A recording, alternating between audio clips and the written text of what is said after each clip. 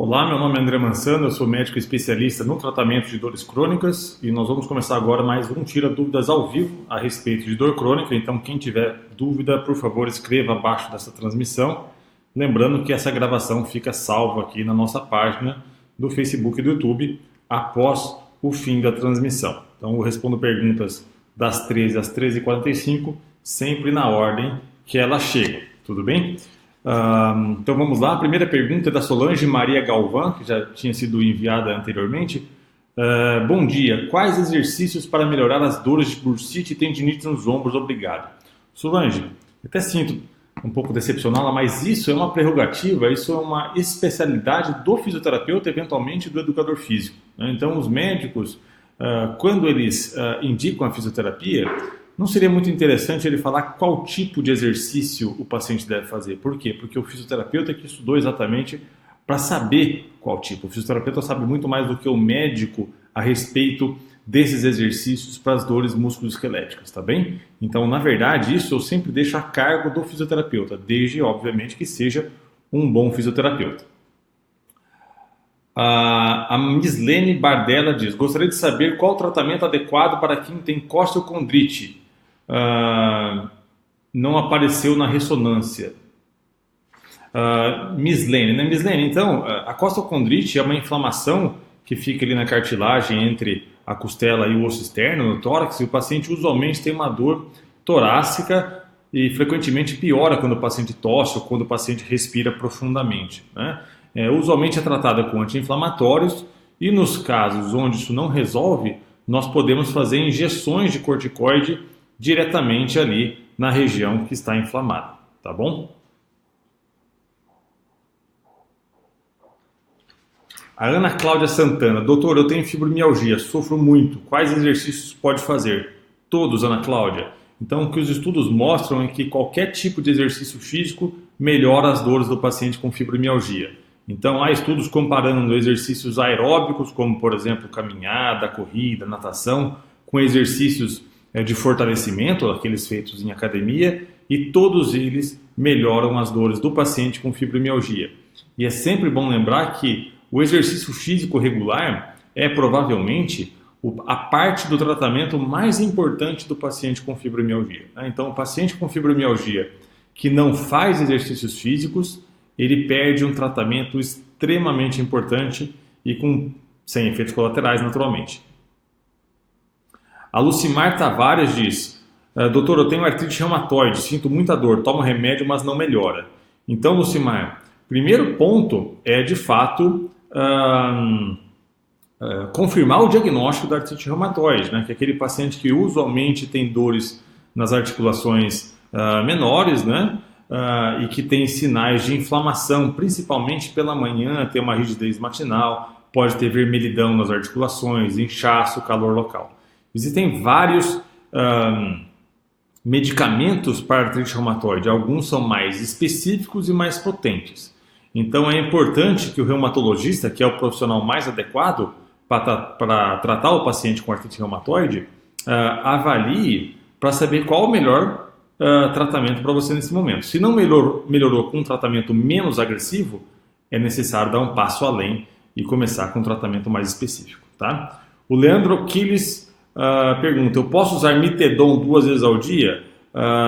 Leandro, o Mitedon é um medicamento que é um opioide, ou seja, é um parente da morfina, que ele pode ser utilizado até mais vezes do que 2 vezes ao dia. Mas acontece que o Mitedon tem efeitos colaterais possíveis, tá? Então, é muito importante que você converse com quem prescreveu esse medicamento, porque inclusive esse medicamento é necessário uma receita totalmente especializada, uma receita amarela, parece um talão de cheque, não são todos os médicos que têm, que é um medicamento extremamente controlado, tá? Então, depende do seu caso. Anésia Dias: tenho uma dor tão grande nos joelhos, não tenho remédio que tira, nunca mais tive um só dia sem dor. Anésia, eu sempre bato nessa tecla que o primeiro passo é diagnóstico, né? Saber o que está acontecendo com o seu joelho.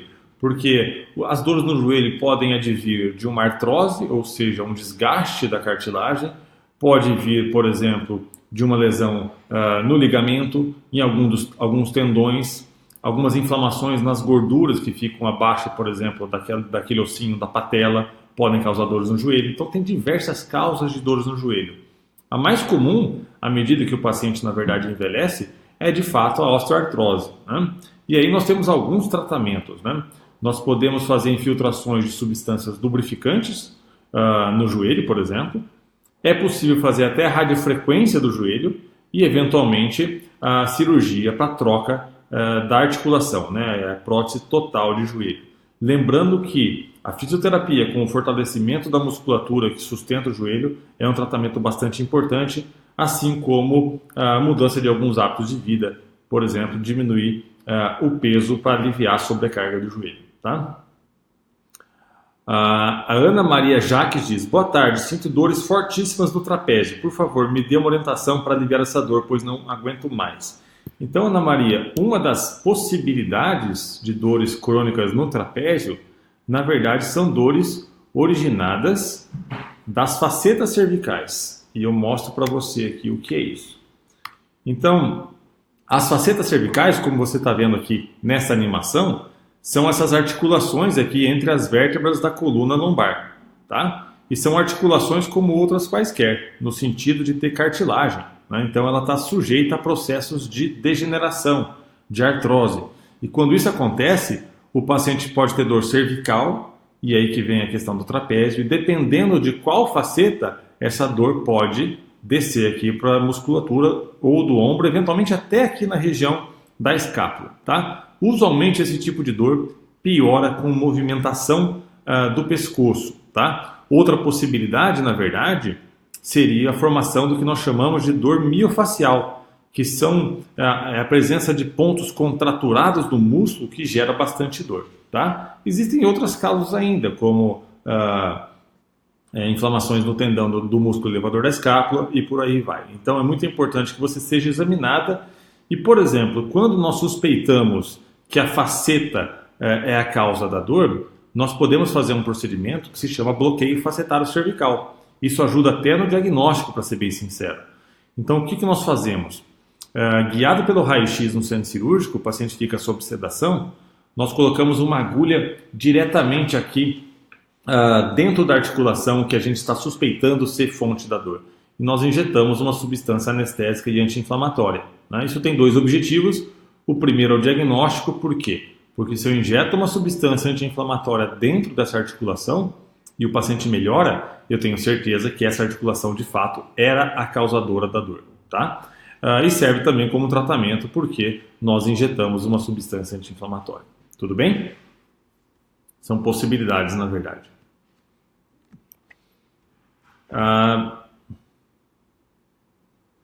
O Beto Roberto Oliveira diz: artropatia ataca as pernas que não consigo caminhar. Então, Beto, talvez você esteja se referindo a algum achado da ressonância, talvez até. E artropatia, na verdade, deixa eu ver se eu tenho uma ilustração disso aqui.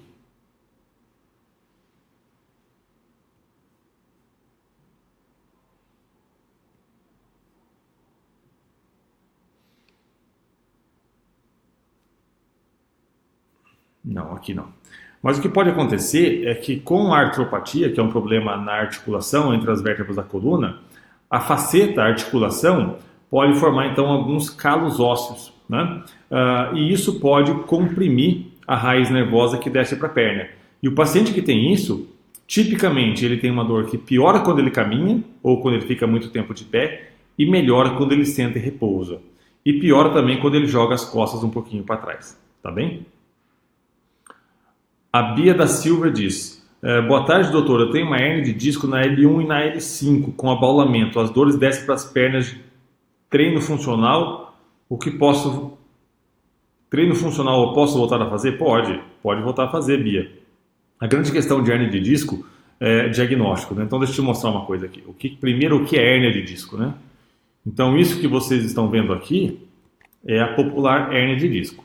Aqui no interior está o disco intervertebral, que é um amortecedor entre as vértebras da coluna, e à medida que ele vai degenerando, e isso vai acontecer com muitas pessoas com o passar do tempo, ela pode herniar. Herniar é o disco escapar um pouquinho aqui para trás, como vocês estão vendo nessa animação, e comprimir esse nervinho que desce para a perna, que popularmente é conhecido como nervo ciático. É isso que causa a dor que desce para a perna, tá? Na hérnia de disco. O que acontece é que nem todo paciente com hérnia de disco na ressonância tem as suas dores vindas da hérnia de disco, tá? Isso é muito importante. Então tem vários trabalhos científicos nesse sentido, mostrando que pacientes sem dor nenhuma, muitos deles têm hérnias de disco na ressonância, além de outras alterações. O que isso quer dizer? Quer dizer que nem tudo que aparece na ressonância é fonte de dor.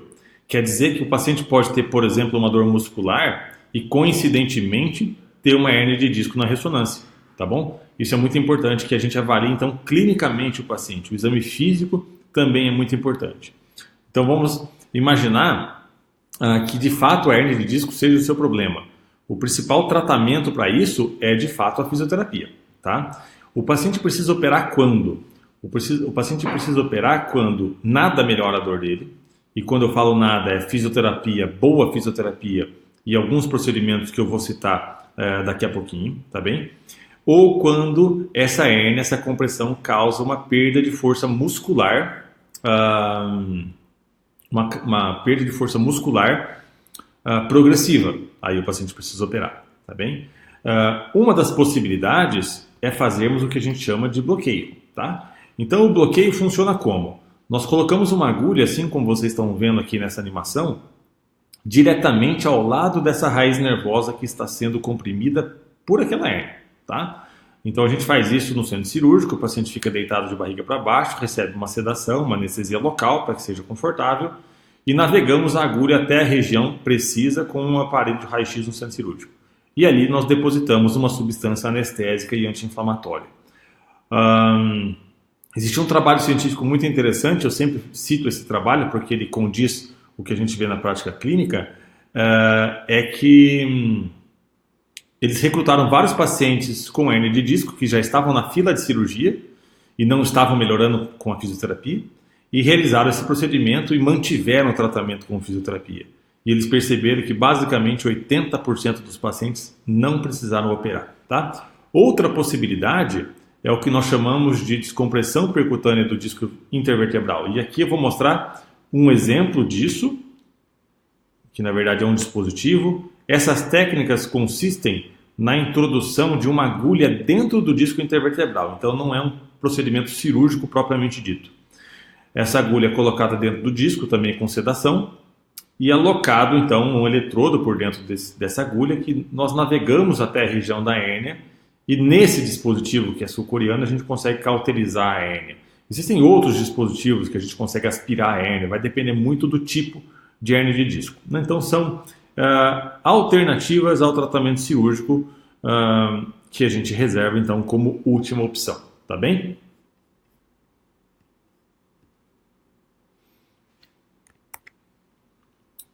Hu Kathleen diz, tenho dor no peito, corpo inteiro e vivo com dor. Com dor em tudo. Dizem que é fibromialgia, não tenho vontade de nada, as dores fazem hora extra e dói muito, fico me sentindo inútil, essa dor é horrível. Kathleen, eu postei um vídeo ontem muito importante, porque nem todos os pacientes com dores generalizadas têm fibromialgia, então isso é muito importante. Eu coloquei um vídeo, tá, no Facebook, se você entrar no meu site, vai ser o primeiro item do nosso blog. É um vídeo sobre 11 causas de dores generalizadas que não são fibromialgia. Então, problemas da tireoide, problemas infecciosos crônicos, alguns problemas neurológicos, eventualmente deficiências vitamínicas, eventualmente medicamentos. Então, é muito importante que nós estejamos atentos a todos esses detalhes para fazer um bom diagnóstico, porque o tratamento pode mudar consideravelmente, tá bem? Então, entre no site e dê uma olhada nesse vídeo. A Patrícia Galkowska diz, queria saber um pouco sobre implante de neuromodulador. Fui encaminhada pelo fisiatra para tal procedimento. Perfeito, Patrícia, deixa eu achar aqui rapidamente.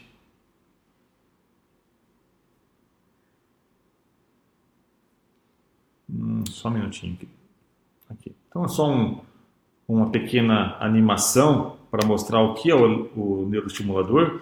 O neuroestimulador é um gerador que fica debaixo da pele, na verdade, como se fosse um marca-passo, e nós ligamos esse gerador a um eletrodo que nós colocamos na parte de trás da medula. Então, são esses fiozinhos aqui, tá? Existe possibilidade de colocar isso com ou sem cirurgia, depende do tipo de eletrodo. E esse gerador, ele fica então emitindo impulsos elétricos o tempo todo para inibir as dores nesse segmento. Quais são as principais indicações para se implantar um eletrodo de estimulação medular? Então, principalmente dores pós-cirurgia de coluna, tá? É uma grande indicação e bastante estudado. Outras causas de dores neuropáticas, como por exemplo neuropatia diabética, eventualmente síndrome dolorosa complexa regional, ou por exemplo dor isquêmica, né, por deficiência de vascularização, de circulação no membro, grave, no caso quando é grave pode ser utilizado também, neuralgia pós-herpética, entre outros, né? Então basicamente funciona isso. O que é muito importante é que se faça um teste, né? A gente chama isso de trial, que vem no inglês teste, né? Então no teste nós deixamos o paciente com o eletrodo sem o gerador definitivo. E isso permanece alguns dias, eventualmente uma ou 2 semanas, e o paciente vai dizer então se aquilo melhorou ou não a dor dele. Então só depois desse teste é que nós indicamos o procedimento dito definitivo, tá? Lúcia Quadros, tenho dor lombar que às vezes fico com dores horríveis até para caminhar. Então, Lúcia, eu falei há pouco a respeito do que nós chamamos de estenose foraminal, tá? A estenose foraminal é um estreitamento do canalzinho do osso por onde passa a raiz nervosa que desce lá para a perna. E isso é causado não só pela degeneração do disco intervertebral, como eventualmente por hérnia de disco, mas também pela formação de alguns calinhos ósseos que diminuem e estreitam esse buraquinho. E aí o paciente tem muita dor que pode descer para a perna, principalmente quando caminha, tá? Eventualmente esses pacientes podem precisar de uma cirurgia para descomprimir esse canalzinho ósseo, esse nervinho, tá? O Valdemir Vani Aquino diz parabéns e obrigado pelas informações. Na verdade foi a Vani que encaminhou, eu que agradeço a participação, Vani. Idis Fioravante, fiz ressonância lombar, estou com espondilose lombar. Então, Idis, na verdade, essa frase é muito importante para a gente esclarecer algumas coisas. Nem todo paciente com dor lombar precisa de uma ressonância. Muitas vezes a ressonância acaba mostrando alterações que não quer dizer nada com a dor e, na verdade, acabam assustando mais o paciente e o paciente acaba entrando no que num cenário que a gente chama muito de cinesiofobia, né, que é o medo do movimento. Isso é extremamente deletério para o paciente, é danoso, porque a coluna ela foi, entre aspas, desenhada para que de fato ela seja movimentada, né? Então o sedentarismo não é bom para a coluna. Então esse resultado que você diz isoladamente não me preocupa, na verdade, eu preciso examinar para ver o que está acontecendo. A Elia Matoquec diz que está tomando ciclobenzaprina e não está sentindo melhoras. Não sei exatamente qual que é o seu quadro de dor, mas a ciclobenzaprina é um relaxante muscular que teria efeito, então, principalmente nas dores musculares, tá? Se a dor for, por exemplo, neuropática, a ciclobenzaprina não vai ajudar em nada mesmo, por exemplo, né? Só um minutinho. A Cláudia Moraes diz, tenho dor na virilha, ainda não conseguiu o diagnóstico, dor na perna direita e no ciático, né? Então, Cláudia, dores na virilha, os diagnósticos diferenciais passam por exemplo, hérnias inguinais, né? E o paciente aí pode ter até um abaulamento na região inguinal, que piora quando o paciente faz alguma manobra que aumente a pressão da barriga, como por exemplo, assoprar a mão assim e forçar o abdômen. Isso pode ser lesões de alguns nervinhos, como por exemplo o nervo ilioinguinal e hipogástrico, eventualmente o nervo cutâneo lateral da coxa, que são nervos que passam ali na virilha, tá? Isso pode acontecer. Eventualmente, hérnias de disco também podem dar dor na virilha. A artrose do quadril também pode dar dor na virilha. Problemas na articulação sacroiliaca. Então, são várias causas que devem ser levadas em conta. E o exame físico ajuda, então, o médico muito a conseguir discernir entre uma causa e outra. Tá bem? A Ozeni Veiga de Souza diz que tem esporão do calcanhar que deve fazer para aliviar a dor. Então, o esporão e a fascite plantar, deixa eu mostrar para vocês o que é isso. Aqui. Isso que vocês vão ver aqui é a fáscia plantar, tá? Então aqui está a sola do pé. A fáscia plantar, já já vocês vão ver, é essa camada fibrosa aqui que vai desde o calcanhar até a região dos dedos aqui, tá desenhada em amarelo, né? E aqui está o calcanhar. E isso, na verdade, sustenta todo o arco plantar. E em alguns pacientes isso pode ter uma lesãozinha nessas fibras, né? Isso causa muita dor, principalmente no calcanhar e principalmente nos primeiros passos, né? Então o paciente refere muita dor nas primeiras pisadas do dia, digamos assim. E no exame físico a gente vê claramente uma dor à palpação dessa região. Usualmente, em mais de 80% a 90% das vezes, o paciente melhora com medicamentos analgésicos, anti-inflamatórios e com fisioterapia. Nos poucos casos onde essa combinação de medicamentos e fisioterapia não resolve, nós podemos lançar mão, por exemplo, de um tratamento chamado ondas de choque, onde um aparelho emite ondas de choque que são relativamente fortes, né, diferente daquele choquinho do fisioterapeuta, para induzir uma regeneração dessa fáscia plantar. Tá? Essas são possibilidades. A Margarete Pereira diz: estou com dor intensa cervical descendo para o braço, até a mão do lado direito. Estou com um dedo gatilho, não podendo fechar o mesmo. Margarete, usualmente são coisas distintas, então uma dor cervical descendo para o braço até a mão do lado direito, isso fala muito a favor de uma hérnia de disco cervical, né? Isso depende, para a gente definir isso, nós precisamos examinar, porque existem algumas manobras que pioram essa dor, então a gente usa essas manobras para aumentar ou não a nossa suspeita sobre o diagnóstico de uma hérnia de disco, e eventualmente a gente pede uma ressonância para avaliar se tem essa hérnia mesmo. O dedo gatilho é diferente, e o dedo gatilho frequentemente a gente consegue resolver com uma injeção ali na região que está engatilhada, digamos assim, guiada pelo ultrassom.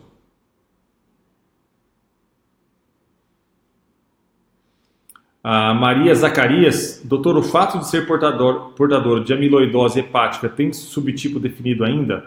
Pode ter algum tipo de relação com fibromialgia? Maria Zacarias, eu confesso que a amiloidose hepática foge bastante à minha especialidade. Não acredito que tenha relação com fibromialgia, mesmo que possa cursar com dores generalizadas. Mas aí seriam coisas diferentes, né? Seriam dores causadas por esse problema no fígado. Mas, para ser bem sincero, eu precisaria estudar essa entidade clínica que foge à minha especialidade. Henrique Nepomuceno: minha esposa sofre de neuralgia do trigêmeo. Já fez 2 compressões por balão e mesmo assim a dor voltou. Estava tomando metadona, mas até ela não está mais fazendo efeito. Algum conselho? Henrique, uma das possibilidades, já que os balões não estão resolvendo, deixa eu só mostrar aqui para quem não conhece o que é a neuralgia do trigêmeo. Só um pouquinho. Tá. Isso que vocês estão vendo aqui é o nervo trigêmeo, tá? Nessa figura aqui do lado direito. O nervo trigêmeo é um nervo que fica, dentro da face, e ele recebe esse nome porque ele tem 3 ramos.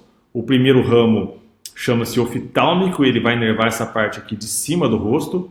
O segundo ramo é o nervo maxilar, que está aqui em verde, vai inervar essa parte do meio. E o terceiro ramo é o mandibular, que vai inervar essa parte aqui inferior do rosto. Tá? Então, o paciente com neuralgia do trigêmeo, ele pode ter dor que normalmente é do tipo choque, em crise, que vai pegar uma ou mais regiões dessas aqui que eu falei. Tá? Quando o paciente não melhora com o uso de medicamentos, de fato a compressão por balão é um bom tratamento. Então, esses procedimentos que nós dizemos que são percutâneos, eles se baseiam na identificação de um orifício ósseo no crânio aqui, por onde passa o nervo trigêmeo. Então o paciente ficaria deitado de barriga para cima, sob uma sedação para que seja confortável o procedimento, e guiado pelo raio-x, nós colocamos uma agulha dentro aqui desse buraquinho por onde passa o trigêmeo. E aí nós temos 2 opções. Ou, por dentro dessa agulha, nós colocamos um catéter com um balão na ponta, insuflamos esse balão e essa insuflação vai causar, então, uma falta de sangue temporária no trigêmeo, e isso causa, na verdade, a inativação do nervo, ou nós colocamos um eletrodo por dentro dessa agulha, esse eletrodo é ligado a um gerador de radiofrequência e este gerador de radiofrequência emite uma corrente elétrica que tem como objetivo inativar o nervo. Então essa seria, por exemplo, uma possibilidade, já que o balão não resolveu. Outra possibilidade seria cirurgia de descompressão, que é algo mais agressivo, que nós reservamos para pacientes mais jovens, porque é uma cirurgia que tem uma incidência um pouquinho mais elevada de complicações graves nos pacientes mais idosos. Tá? A Silene Rocco.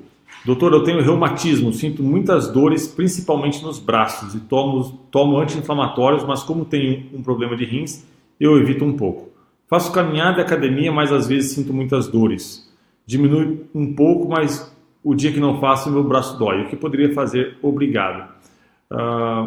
Então, Silene, eu percebo que a sua queixa é mais relacionada do braço mesmo, né? Então, é importante a gente avaliar por quê? Porque essas dores nos braços, elas podem, por exemplo, ser originadas de uma inflamação, até causada pelo reumatismo ou não, de alguns tendões, por exemplo, do ombro, ou um tendão do bíceps, por exemplo. E nesses casos, nós podemos fazer infiltrações, nos casos onde não melhora com medicamento, infiltrações com substâncias específicas, por exemplo, o ácido hialurônico, né? É uma das possibilidades, tá? E a fisioterapia é sempre bem-vinda nesses casos, sempre bem-vinda, tá? A Lara Caricati diz: olá, doutor, tenho dor nos ombros e região cervical. A ressonância deu espessamento do ligamento amarelo em C5, C6 e C7. O que faço, doutor? Lara, caso a dor pode vir desse espessamento do ligamento amarelo? Pode vir, porque esse ligamento, quando está muito espessado, ele pode até comprimir a região dos nervinhos que vão para o ombro, tá? Mas não necessariamente isso é a causa da dor, tá? É muito mais frequente que essas dores venham do ombro mesmo, né? Ou de uma alteração de artrose no ombro, ou eventualmente de uma lesão no tendão do ombro, como por exemplo o tendão do supraespinhoso, que é um músculo que faz o movimento de abertura dos braços, né? Então, se for isso, nós podemos fazer infiltrações dentro do ombro ou eventualmente nesses tendões. A Maristela Diniz Colombo pergunta sobre depressão e pânico. Ela agradece. Maristela, desculpa, mas isso é uma especialidade do psiquiatra, né? Então, eu sugiro fortemente que um psiquiatra seja consultado, porque de fato essa não é a minha especialidade. Eu correria o risco de não falar algo muito atualizado sobre isso, né? A Maria Benedita diz: tem outro medicamento sem ser a cortisona? Maria Benedita, tem inúmeros medicamentos sem ser a cortisona, mas muitos mesmo. Isabel Jacobini: dor no nervo ciático causa dor só na parte de trás da perna ou pode doer na parte da frente também? Como é dor ciática? Obrigado. Isabel, pergunta excelente. Isso é muito importante que a gente esclareça. Eu vou voltar aqui nessa animação, que é da hernia de disco. Aqui vocês estão vendo a hernia de disco, que vai formar aqui atrás, daqui a pouquinho, nessa região aqui, onde eu estou com o cursor do mouse. Pronto, apareceu aqui e comprimiu o que popularmente a gente chama de ciático. Vamos esclarecer o que é o nervo ciático. O nervo ciático é um nervo grosso que passa por trás da coxa, que vai até o pé, com suas subdivisões, na verdade, e ele é formado pelas últimas raízes nervosas lombares ali, tá? O que acontece é que a hérnia de disco ela pode comprimir raiz nervosa, se a gente falar em lombar, por exemplo, entre a primeira e a segunda vértebra, entre a segunda e a terceira e quarta, e assim sucessivamente. Se o paciente, por exemplo, tiver uma compressão na primeira vértebra, ele pode ter dor até na virilha. Se ele tiver na terceira, essa dor pode ir na coxa, pegando o joelho. Se for na quarta, essa dor pode passar na lateral da perna. Se for L5, S1, ela pode vir por trás. Então, o que a gente chama de dor do ciático, o que os pacientes, na verdade, chamam de dor do ciático, é popularmente as hérnias de disco entre a última e a penúltima, L5 e S1, né? Então, que seria as hérnias que causariam dores na parte de trás. Mas a hérnia de disco pode causar dores em qualquer região da perna, a depender do nível da vértebra que ela está acometendo, tá bem? Mas a pergunta é excelente para a gente esclarecer isso aí.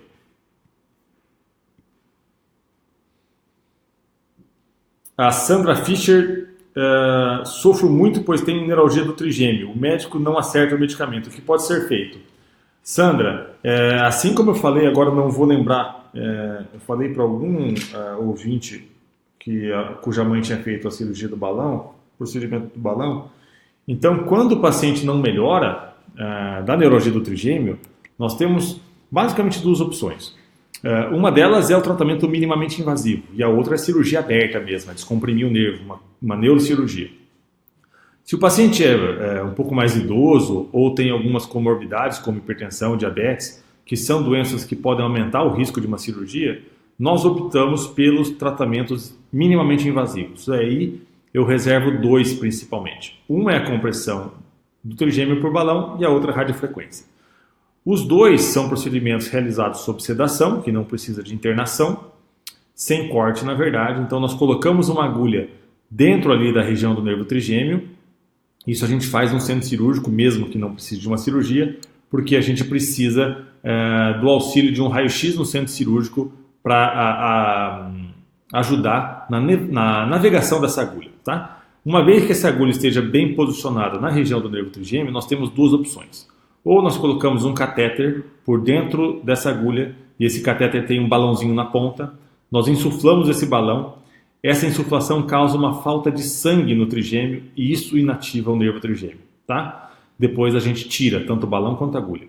Ou nós colocamos um eletrodo por dentro da agulha, ligamos esse eletrodo a um gerador de radiofrequência e emitimos uma corrente elétrica que tem como objetivo inativar o nervo. Tá? Isso é um procedimento que melhora as dores em até mais de 90% dos pacientes, se é bem verdade. Tá?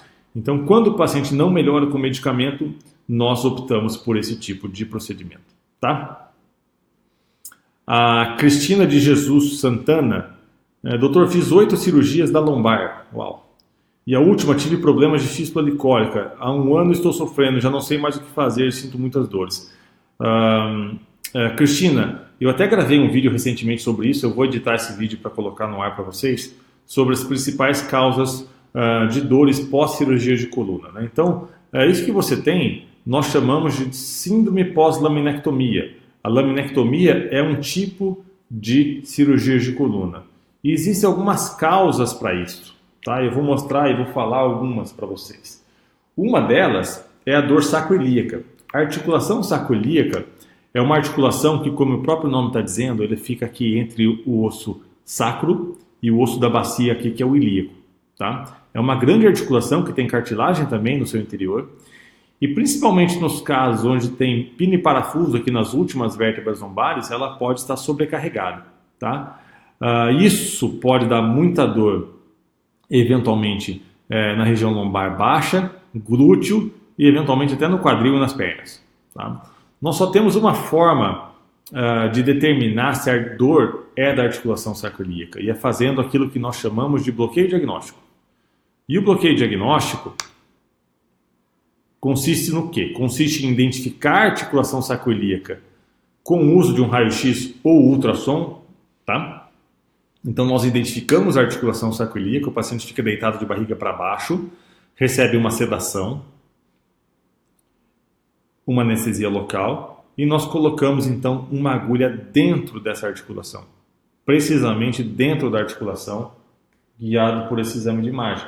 E nós injetamos então uma substância anestésica e anti-inflamatória. Esse procedimento, como em outros procedimentos diagnósticos, tem 2 objetivos. O primeiro é o diagnóstico. Por quê? Porque se eu infiltro essa articulação precisamente com anestésico e o paciente melhora, eu tenho certeza que a dor vinha dessa articulação. E serve como tratamento também, pois eu injeto um anti-inflamatório. É bem verdade que é um dos tratamentos mais simples. Eventualmente, futuramente, o paciente vai precisar de tratamentos mais invasivos, como, por exemplo, a radiofrequência da articulação sacroiliaca. Tá? Outra possibilidade, Cristina, é a formação de cicatrizes nas regiões dos nervos. Né? Nós chamamos isso de fibrose peridural. Então, da mesma forma que quando eu corto a pele forma uma cicatriz, onde o cirurgião mexe ali na região peridural, que é a região dos nervos, também podem formar cicatrizes. Né? E isso pode diminuir a circulação de sangue para o nervo, eventualmente comprimir diretamente o nervo e isso causar bastante dor. Tá? A Solange Mastellini disse: estou com suspeita de síndrome do desfiladeiro torácico. O que é isso? Solange, o que acontece é que os nervos que inervam o braço, eles saem do pescoço e eles passam aqui nessa região aqui da clavícula, tá? Então eles passam aqui, eles saem do pescoço aqui e passam por aqui. E algum ponto dessa viagem, desse trajeto, que o nervo faz aqui no pescoço, ele pode estar comprimido, ou por uma costela acessória que o paciente pode ter, ou eventualmente por uma musculatura um pouquinho mais hipertrofiada, ou eventualmente isso pode estar relacionado a uma disfunção de um vaso sanguíneo, tá?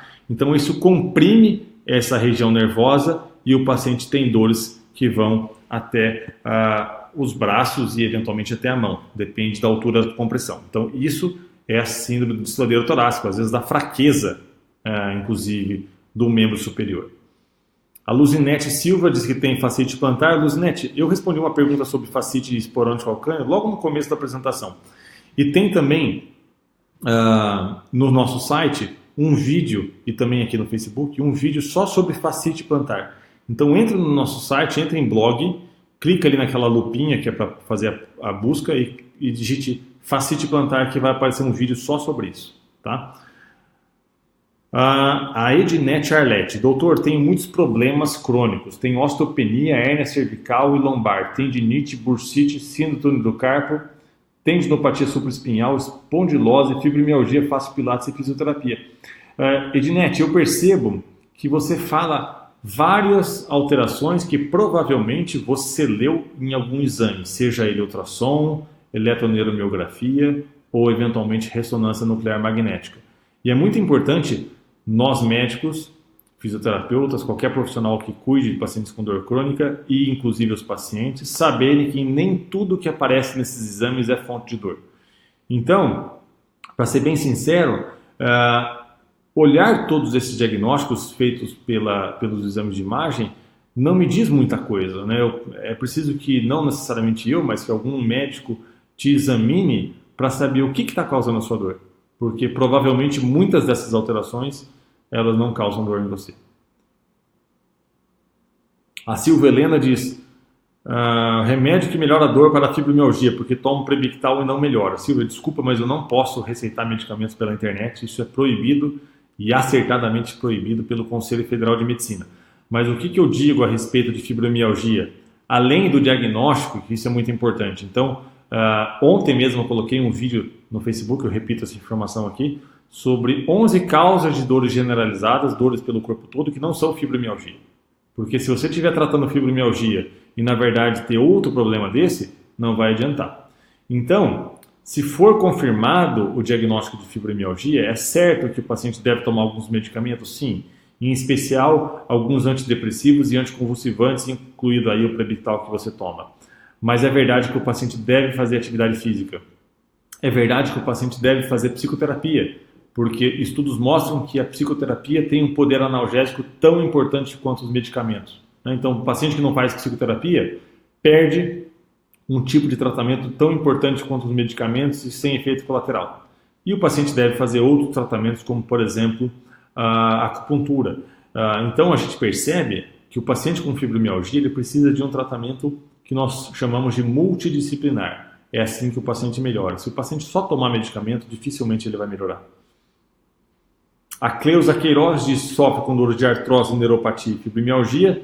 Então, a neuropatia, que na verdade são dores causadas pela disfunção do próprio nervo, né, que carrega a informação dolorosa, é um tipo de dor que deve ser tratada com o uso de certos anticonvulsivantes, e aí não tem nada a ver com a convulsão propriamente dita, porque o paciente não tem.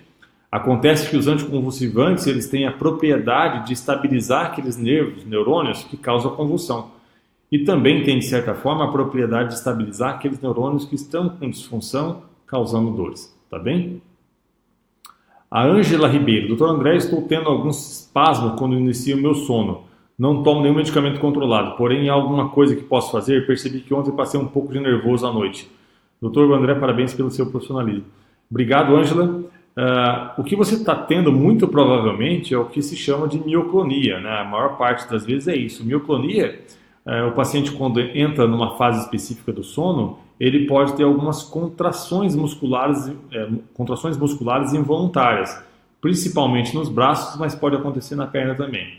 Usualmente isso não precisa de tratamento. Agora, se você tiver em dúvida, é claro que você precisaria ser examinada, porque em casos, entre aspas, mais graves, a gente precisa fazer o diagnóstico diferencial até com convulsão, que não parece ser o caso, tá? A Maria Aparecida Camargo Soares diz: sou faxineira, tenho hernia de disco. Será que a faxina afeta? Tenho muita dor na coluna. Maria Aparecida, o que acontece é que a nossa coluna ela está sujeita a processos de degeneração durante toda a nossa vida. Isso começa lá na nossa adolescência, né? E claro que as nossas atividades elas podem, de certa forma, piorar isso, né? Dependendo da sobrecarga que a gente implica a coluna, tá? Mas, poxa, a gente precisa levar a vida, né? Então todo mundo, inexoravelmente, vai ter degeneração da coluna, mas nem todo mundo vai ter dor por conta disso, tá? A Maria Regina Vargas pergunta: neuralgia do trigêmeo tem cura? Maria Regina, tem. Então, 50% a 70% dos pacientes com neuralgia do trigêmeo melhoram com o uso de medicamentos, em especial os anticonvulsivantes. Alguns pacientes não voltam a ter dor, muitos, na verdade, voltam. Nos casos onde a neuralgia não melhora com o uso, de medicamentos, nós lançamos mão, então, de alguns procedimentos minimamente invasivos, em especial a compressão por balão e a radiofrequência, que tem aí mais de 90% de chance de melhorar as dores do paciente, não necessariamente para a vida toda. Isso é muito importante que fique claro, tá? Então, eu tenho vídeos no meu site específicos sobre neuralgia do trigêmeo. Depois eu posso postar aqui para você.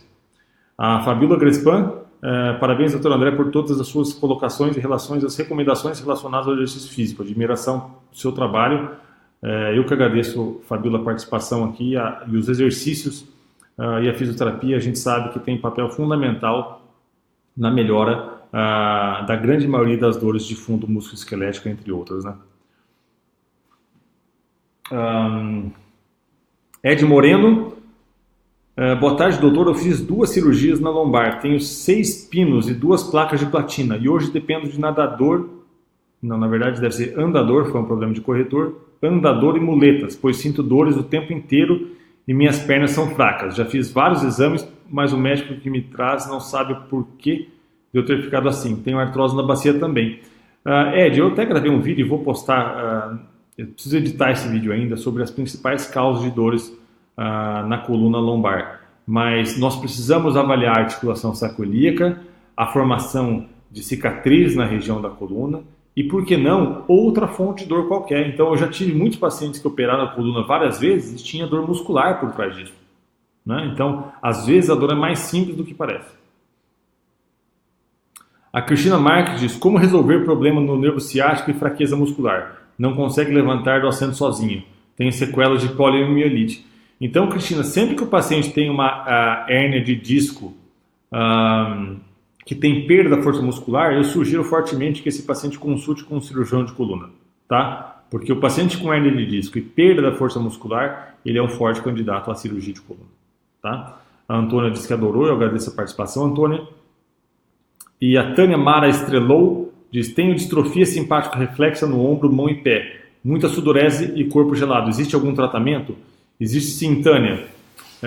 Eu vou colocar, essa é a última pergunta que eu vou conseguir responder, eu vou colocar abaixo aqui da sua pergunta um link sobre uma aula que eu dei. Eu dei uma aula ao vivo certa vez a respeito de distrofia, tá? Então daqui a pouco eu coloco esse link aqui para você, que vai ficar mais completo para você.